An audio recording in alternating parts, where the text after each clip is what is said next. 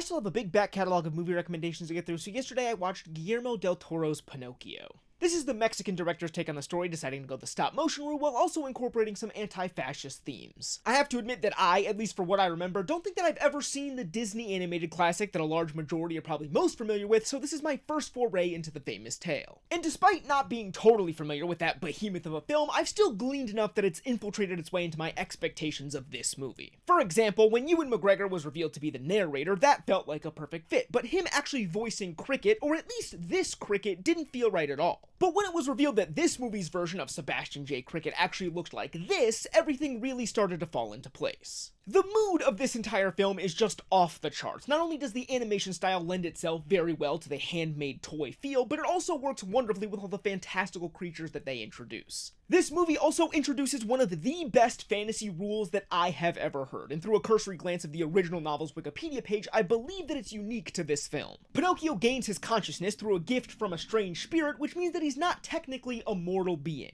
So when he dies and goes to the afterlife, he has a meeting with Death herself, where she explains that he will go on living forever, but the time that he spends trapped there and separated from the mortal realm will continue to get longer and longer each time. This is one of the best twists on immortality that I have ever heard. I could think about its implications for hours, and not only does the wonderful adjustment really add to the severity of his condition, which would have been plenty for me, but they also meaningfully incorporate it into the rest of the story. I'm not typically a fan of a denouement, which is a brief period that normally comes after the conclusion of the story to wrap up all the loose ends. If the story's over, just end it, like Rocky. But here, that brief period after the climax, even though it had all the clues of being some small, unnecessary explanation, actually unveiled some of the most interesting parts of the narrative, leaving it even more open-ended than before in a strange, satisfying external conclusion. When I watched 2019's Little Women, I was interested in why that adaptation was seemingly so successful compared to all of the others who had tried, but to really figure that out, I'd have to go and watch all the rest of them. Even with this being the only version of this character that I've ever seen, it feels so unique that I completely understand its praise even if I never interact with another version of the story again. Although I will say this one in particular does seem mighty interesting.